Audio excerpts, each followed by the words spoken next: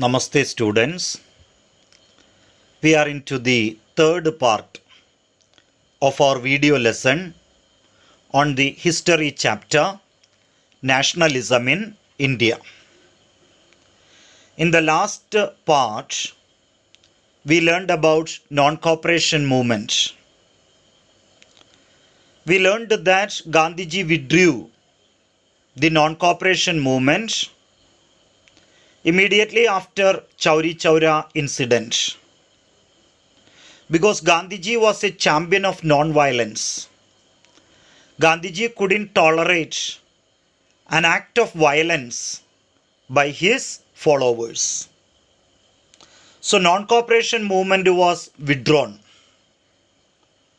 After the withdrawal of the non-cooperation movement, for a period of time, there was no nationwide struggle against the government.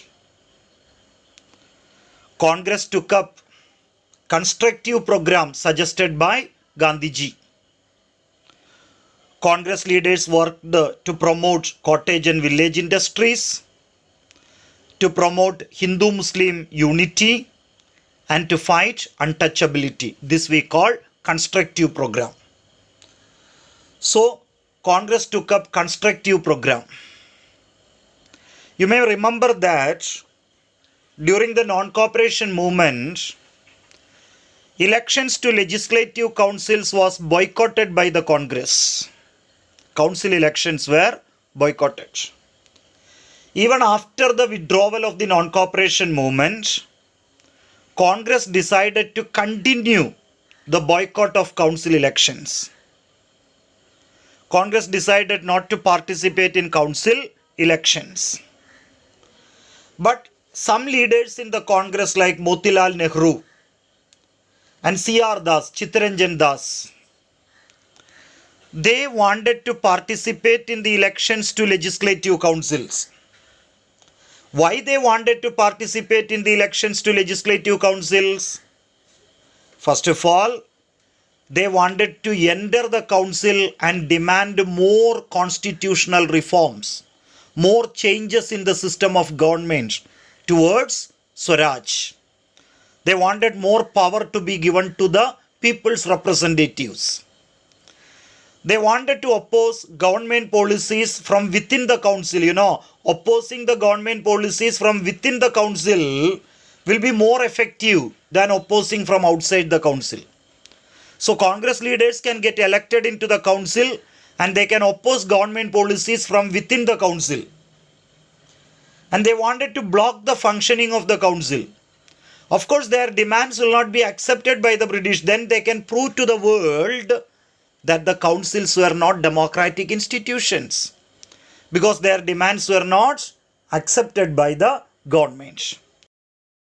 So leaders like C.R. Das and Motilal Nehru wanted to participate in the elections to legislative councils. But other leaders in the Congress did not agree with that. They wanted to continue the boycott. So C.R. Das and Motilal Nehru formed a party within the Congress. That party was called Swaraj Party. So who formed Swaraj Party? C.R. Das and Motilal Nehru. And why did they form Swaraj Party? They wanted to participate in the elections to legislative councils. They wanted to demand more reforms from within the council. They wanted to oppose the government policies from within the council. They wanted to prove that the councils were not democratic. They wanted to block the functioning of the council from within. So for that purpose, they formed the Swaraj Party. So C.R. Das and Motilal Nehru formed Swaraj Party. I told you after the withdrawal of the non-cooperation movement, political situation in India was calm and quiet. There was no nationwide struggle against the British. But towards the end of 1920s, two developments or two factors completely changed the political situation in our country. once again struggle started in our country. What were those two developments or two factors? Two factors that shaped Indian politics towards the late 1920s. The first one is the Great Economic Depression. Economic depression started in USA, later spread to other countries. By economic depression, we mean fall in demand for goods and services. No demand for goods and services because people don't have money. So naturally, prices of agricultural goods decreased. Our farmers suffered heavy losses. Exports decreased. So farmers found it very difficult to pay land revenue because demand for agricultural goods declined. Export of agricultural goods decreased. Prices of agricultural goods decreased. Farmers who spent a huge amount of money and cultivated their crops suffered heavy losses. So they were in angry. They demanded reduction in land revenue, but the government did not listen to their demands. So this is the first factor that brought about changes in political situation in our country. The second factor is Simon Commission. British government appointed a commission. Commission, what does it mean? By commission, what we mean is a group of officers who are assigned or given a specific task or work. Here the British government appointed a commission which is called the Indian Statutory Commission. In short, it was called the Simon Commission, because the head of this commission was Sir John Simon. What was the work given to this commission?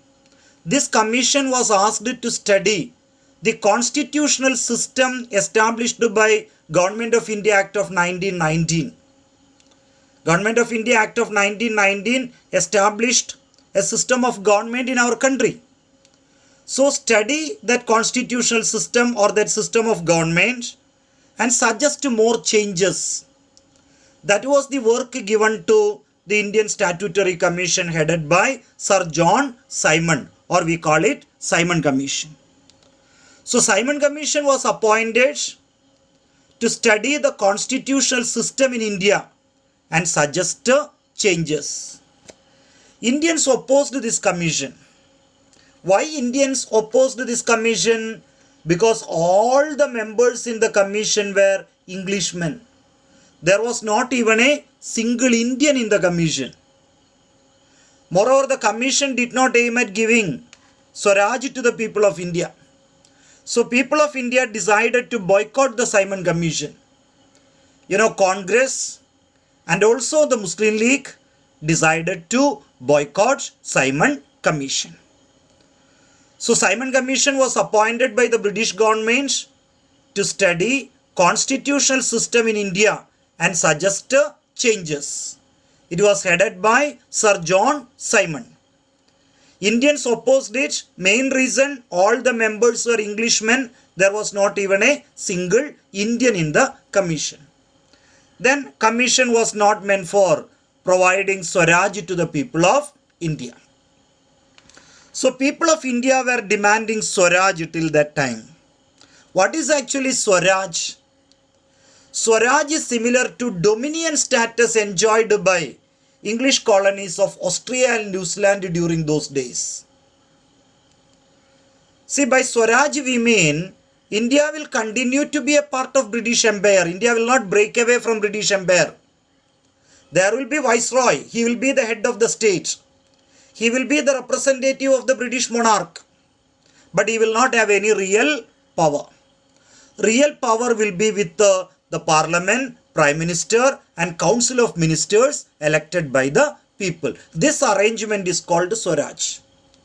So Swaraj is similar to dominion status enjoyed by Australia and New Zealand during those days. Australia and New Zealand during those days. In the Indian context, it meant India will continue to be a part of the British Empire. Viceroy will be the head of the state. He will be representing the British king or queen, but he will not have any real power. Real power will be with the parliament, prime minister, council of ministers elected by the people. This is what Congress demanded, Swaraj. But when we come to the end of 1920s, many leaders in the Congress, particularly young leaders, they were not satisfied with the Swaraj. They started to speak about Purna Swaraj, complete freedom. See, young leaders were under the leadership of, or they were headed by Subhash Chandra Bose and Jawaharlal Nehru. So they put forward the idea of Purna Swaraj, complete freedom. Purna Swaraj means complete freedom. British should leave India. India will become a sovereign country. India will not have any connection with Britain. India will have its own head of the state, its own parliament, its own ministers elected by the people. India will become a sovereign democratic country. So they started demanding Purna Swaraj. And these young leaders became prominent in the Congress. They started to have more support. Who are the two important young leaders? Jawaharlal Nehru and Subhash Chandra Bose. 1929, Congress session meeting was held at Lahore in modern day Pakistan. So 1929 Congress session was held at Lahore. Who was the president? President of this session was the young leader Jawaharlal Nehru. Three important decisions were taken in this Congress session. First of all, Congress declared Purna Swaraj as its aim. I told you till that time, Congress was demanding only Swaraj. But in 1929 Lahore session, Congress demanded Purna Swaraj. Secondly, it was decided to celebrate 26 January every year as Purna Swaraj Day, complete Independence Day. So every year 26 January will be celebrated as Independence Day. You know, India was not independent at that time. Still, Congress decided to celebrate Independence Day in order to motivate the people of India to fight for freedom. In order to declare that we will not be happy with anything short of freedom. And it was also decided to start a new mass movement called Civil Disobedience Movement in order to win Purna Swaraj. So a question can be asked. What were the important decisions taken in the Lahore Congress of 1929? Congress declared Purna Swaraj as its aim. It was decided to celebrate 26 January every year as Independence Day. It was decided to start Civil Disobedience Movement in order to get Purna Swaraj. So Congress decided to launch a mass movement. You know, the factors that led to Civil Disobedience Movement. First thing, there was a struggle against Simon Commission. I told you Simon Commission consisted of only Englishmen. So Congress and the Muslim League boycotted Simon Commission. Anti-Simon committees were formed in different parts of the country.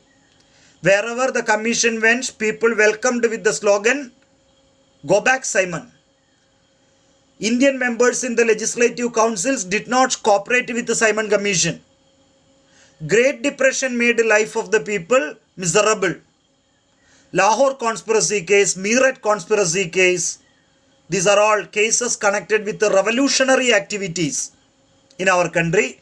They also created discontent or unhappiness among the people. And 1929, Congress declared Purna Swaraj as its aim and decided to launch a Civil Disobedience Movement. See, as a first step before launching the movement, on 31st January 1930, Gandhiji sent a letter to the then Viceroy, Lord Irwin. Gandhiji included 11 demands in his letter. 11 demands of the people of India were there in the letter. Some were general demands of all the people of India. Some were demands of certain sections of the society. See, peasants' demands, industrialists' demands, industrial workers' demands. So Gandhiji tried his level best to include the demands of all sections of the society in his letter, because Gandhiji wanted every section of the Indian society to participate in the struggle. So everybody's demand should be included. But the most stirring or most important of all the demands was abolition of salt tax. You know, British government imposed a heavy tax on salt, and preparation of salt and selling of salt was government monopoly. Government collected very high prices for salt. Salt is something which is consumed by all sections of the society, right?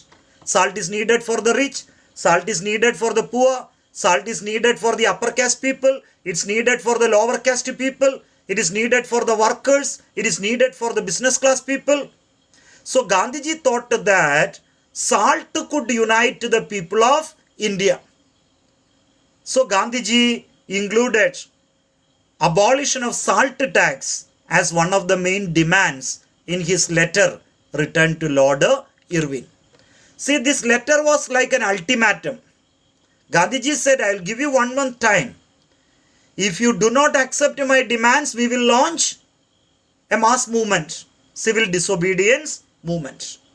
Lord Irwin did not accept Gandhiji's demands. So Gandhiji decided to inaugurate civil disobedience movement. Civil disobedience means disobeying the laws passed by the government, civil laws passed by the government.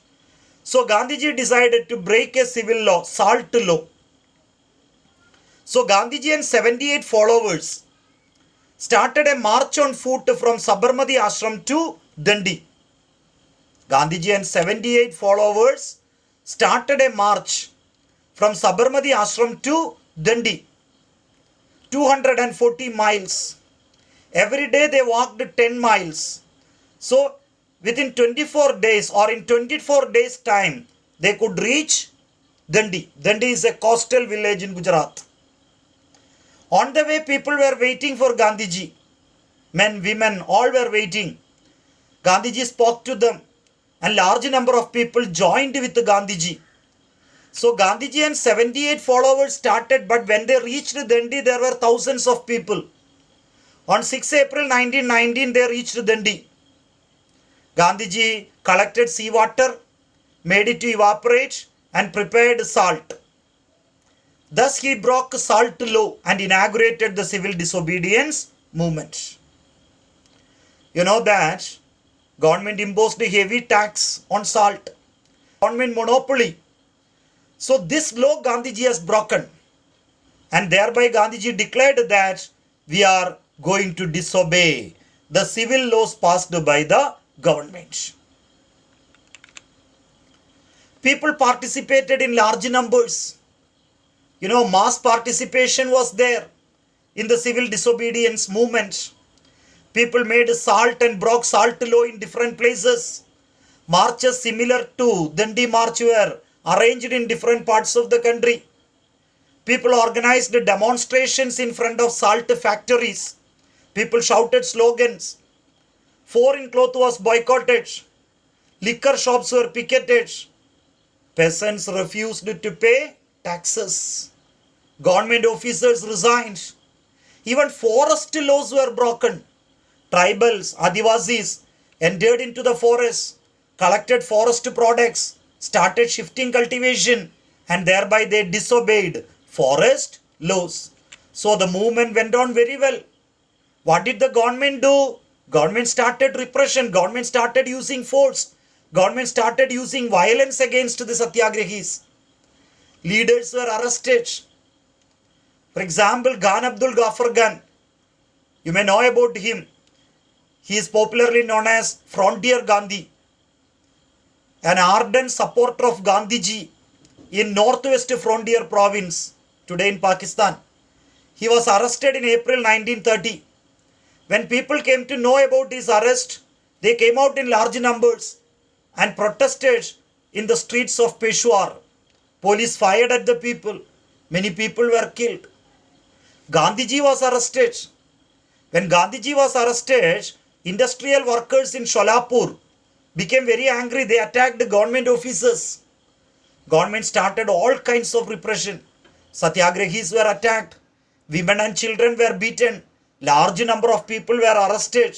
Jails were filled with the national workers. During this time, Gandhiji decided to withdraw the civil disobedience movement. Because Gandhiji entered into an agreement with the Viceroy. Who was the Viceroy? Lord Irwin. So Gandhiji entered into an agreement with Lord Irwin. We call it Gandhi-Irwin Pact, signed on 5th March 1931. Under this pact, Gandhiji agreed to withdraw the civil disobedience movement. And Gandhiji agreed to attend second roundtable conference. Roundtable conferences were held in London in order to discuss constitutional changes in India, changes in the system of government in India. First and the third roundtable conferences, Congress did not participate.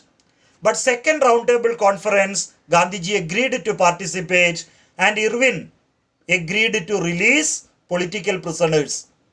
He agreed to release the national leaders and workers who were in jail. So under Gandhi-Irwin Pact, the civil disobedience movement was withdrawn, called off. December 1931, Gandhiji went to London. For what purpose? In order to attend the roundtable conference. But the English officers were not ready to listen to Gandhiji's words.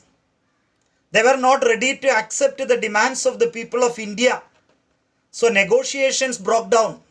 Discussions broke down. Discussions ended in failure. Gandhiji was highly disappointed because government was not at all ready to listen to him. Gandhiji came back to India. By this time, most of the leaders were put in jail. Congress was banned. That means Congress was declared an illegal organization. So Gandhiji, after coming back, relaunched the civil disobedience movement, restarted the civil disobedience movement. For one more year, the movement continued. But by 1934, movement lost its momentum because most of the leaders were in jail. So gradually, the civil disobedience movement came to an end. Now let's go on to the different social groups that participated in the civil disobedience movement. First of all, rich peasants, landowners, landlords, like Potidars of Gujarat, Jats of Uttar Pradesh, decided to support civil disobedience movement. Why did they support the civil disobedience movement? Because they were badly affected by the Great Economic Depression. Agricultural goods prices fell down like anything. They demanded reduction in land revenue. Government did not agree to reduce land revenue. So they were unhappy with the government. So they decided to join civil disobedience movement. They gave financial support to the movement. But they were unhappy when Gandhiji withdrew the movement under Gandhi-Irwin Pact because their demand was not accepted. Government did not reduce land revenue, but Gandhiji withdrew the movement. So they were unhappy. So when Gandhiji restarted the movement, the rich peasants or landlords did not join civil disobedience movement. Next group is poor peasants. Depression affected them also badly because agricultural goods prices decreased like anything. They were also badly affected by depression. They were cultivating the lands given to them by rich peasants and they were paying rent to the rich peasants. So they requested reduction in rent. So Swaraj meant reduction in rent for them. But unfortunately, Congress did not support the demands of the poor peasants. Why Congress did not support the demands of the poor peasants? Because rich peasants were very active in the Congress. So Congress leaders thought that if they supported poor peasants, the rich peasants may become angry and they may move away from the Congress. That is the reason why Congress did not support the demands of the poor peasants. So poor peasants joined communist and socialist movements. Another social group that participated in civil disobedience movement was business classes, industrialists and traders. They demanded protection against import of foreign goods. As English goods were coming in large quantities to India, Indian goods did not have demand. So our business people were badly affected. So they wanted some steps to be taken to reduce the import of foreign goods. And they wanted a rupee sterling exchange rate that would discourage import. Rupee is Indian currency. Sterling is British currency, pound sterling. So they wanted the exchange rate to be fixed in such a manner that it would discourage import. The value of rupee should be less, very less, when compared it to pound sterling. If pound sterling value is more, that our goods will become cheaper abroad, whereas foreign goods will become costly here. So that will discourage import. So they wanted a rupee sterling exchange rate which will discourage import.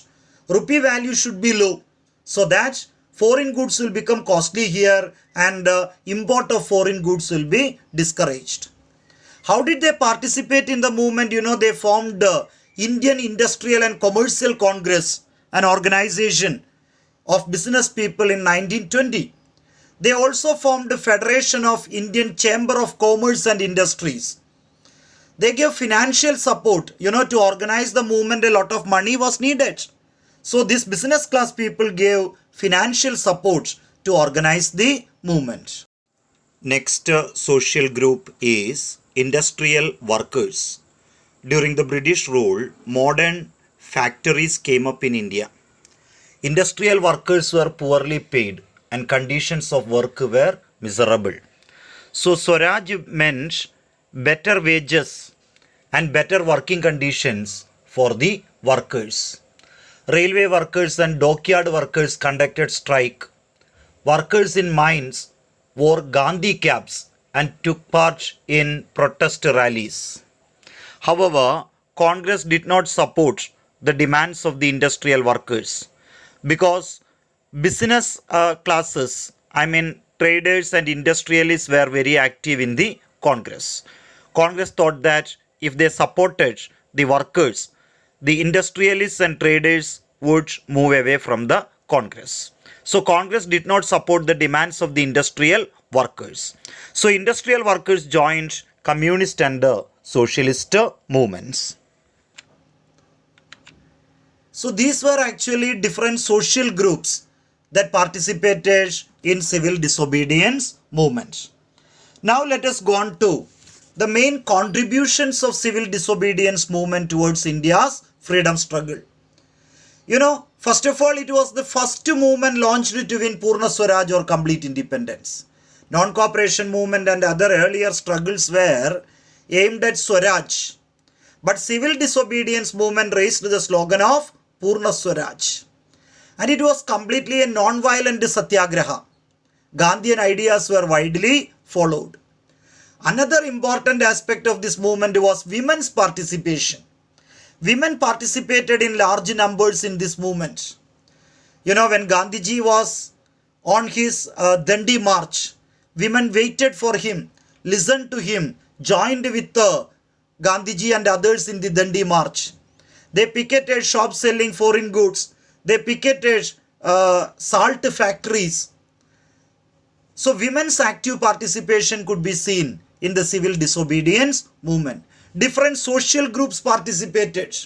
So it was an open challenge to the British rule because people openly said that they would disobey the laws passed by the government. Disobeying the laws passed by the government is equal to rejecting the government, disrespecting the government. So it hit at the prestige of the British government in our country.